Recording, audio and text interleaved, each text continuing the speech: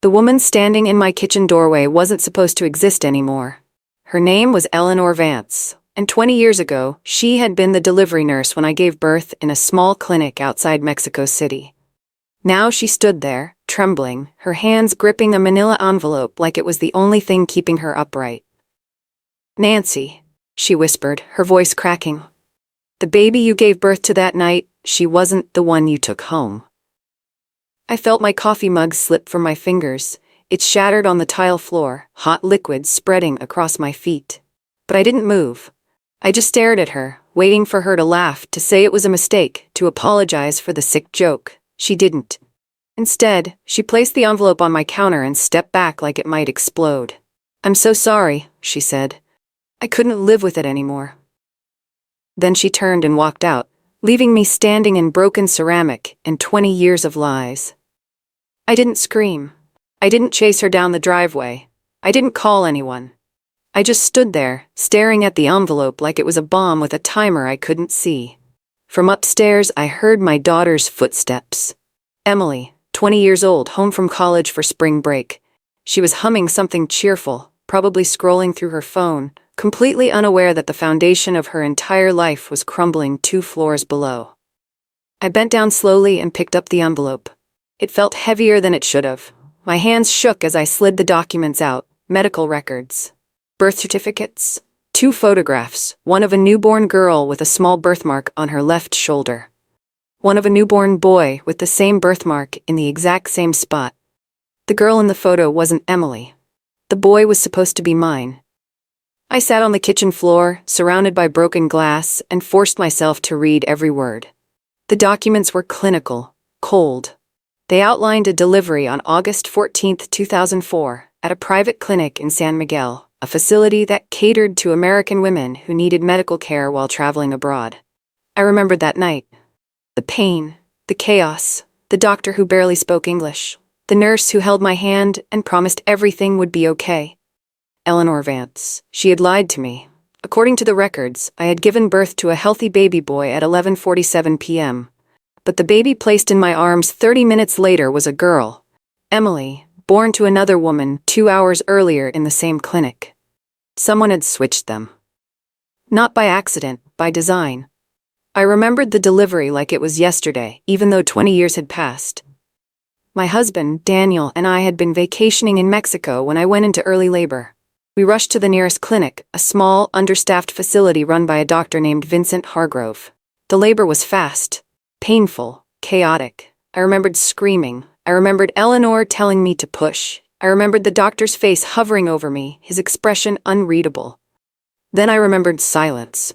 "Is my baby okay?" I had asked, my voice hoarse. Dr. Hargrove had nodded. "She's perfect, just cleaning her up." She. He had said she before I even asked if it was a boy or a girl. I hadn't noticed then, but now, sitting on my kitchen floor, I remembered it clearly. He had known. Emily's laughter echoed down the stairs, pulling me back to the present. I shoved the documents back into the envelope and stood up, my legs shaking. I couldn't let her see me like this. Not yet. "Mom?" she called out. "You okay down there?" I heard something break. "I'm fine," I shouted back, forcing my voice to sound normal. "Just dropped a mug. I'll clean it up." I heard her footsteps retreat back to her room.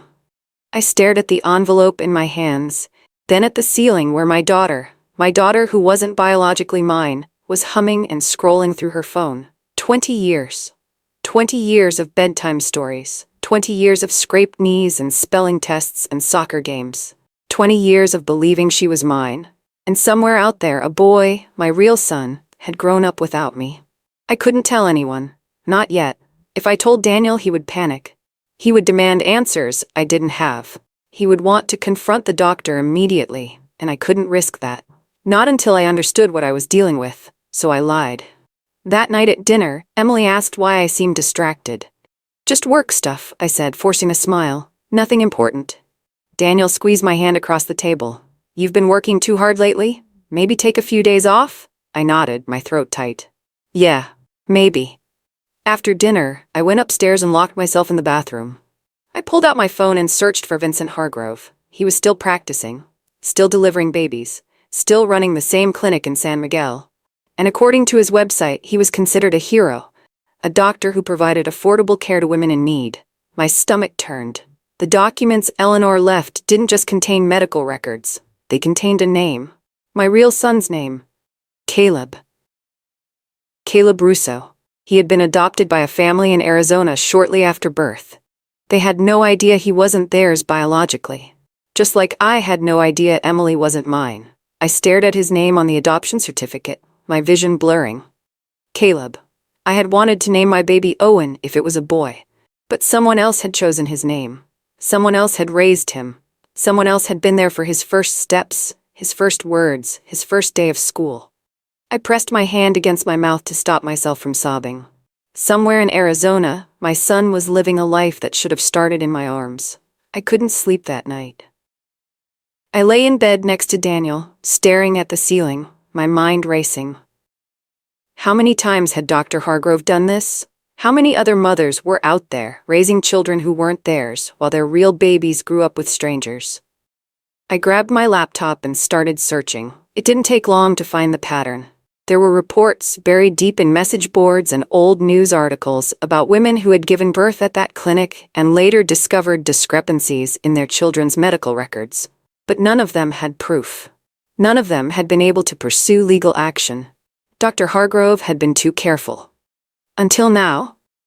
Eleanor's documents were the first real evidence anyone had ever compiled.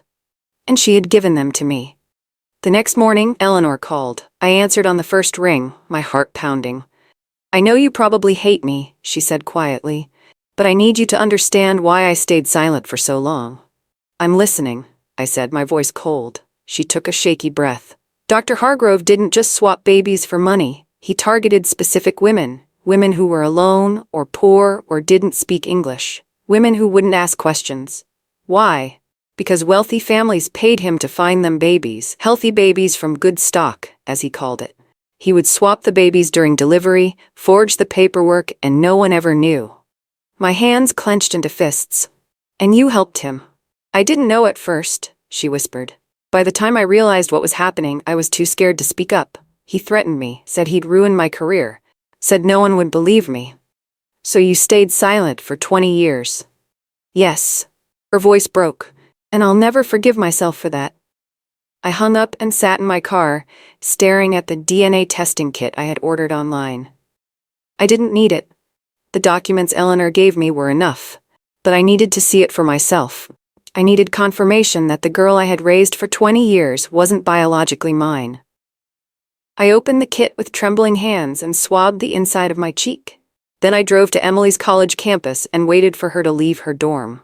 When she did, I followed her to the campus coffee shop, where she left her water bottle on a table while she went to the bathroom. I took it, I swabbed the rim and sealed it in the kit, then I mailed it to the lab and waited. 3 days felt like 3 years. The results came back on a Tuesday afternoon.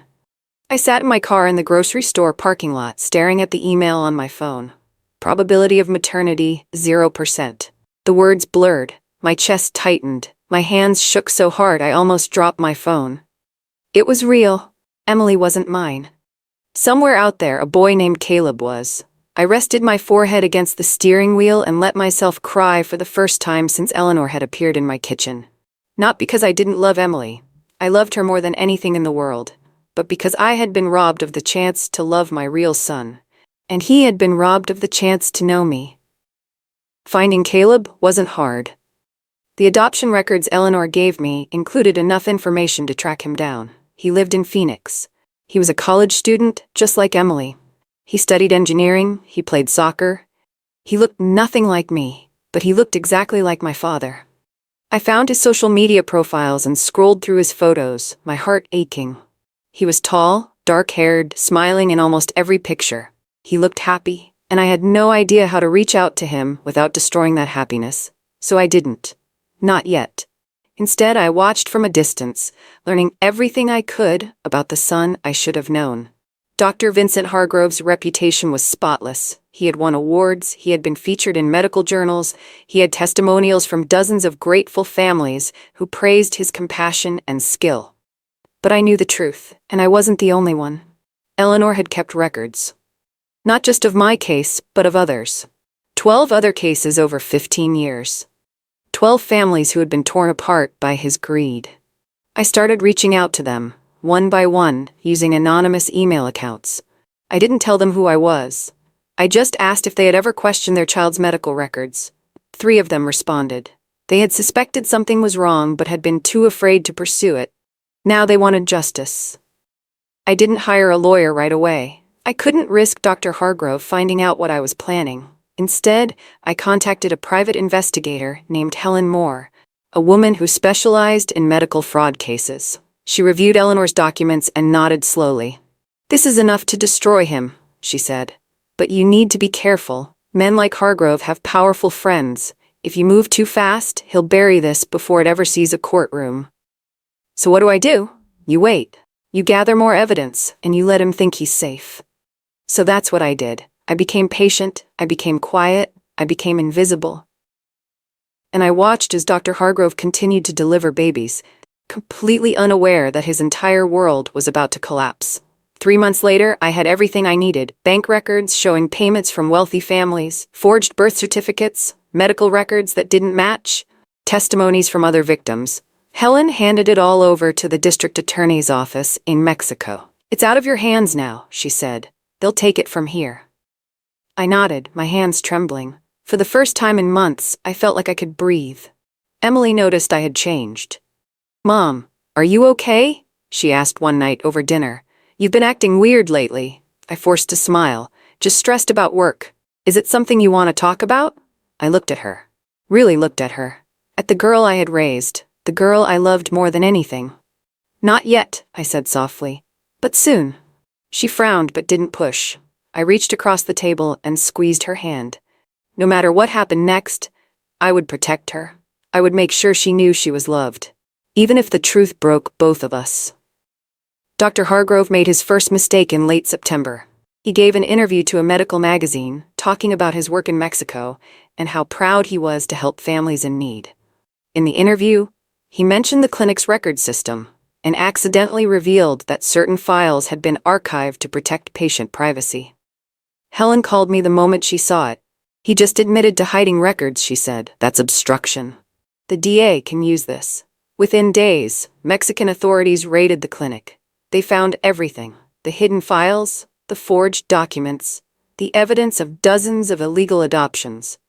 And they arrested Dr. Vincent Hargrove. The news broke quietly at first. A small article in a Mexican newspaper, then a larger story picked up by American outlets. Prominent doctor arrested for baby trafficking. I sat in my living room, staring at the headline on my laptop. It was real. It was finally happening. Daniel walked in and saw the article. "Nancy," he said slowly, "isn't that the doctor who delivered Emily?" I nodded, my throat tight. "Yeah," I whispered. "It is." I watched the press conference from my laptop. Mexican authorities stood at a podium outlining the charges against Dr. Hargrove: baby trafficking, fraud, falsifying medical records. They listed the number of victims, 14 confirmed cases. I was one of them.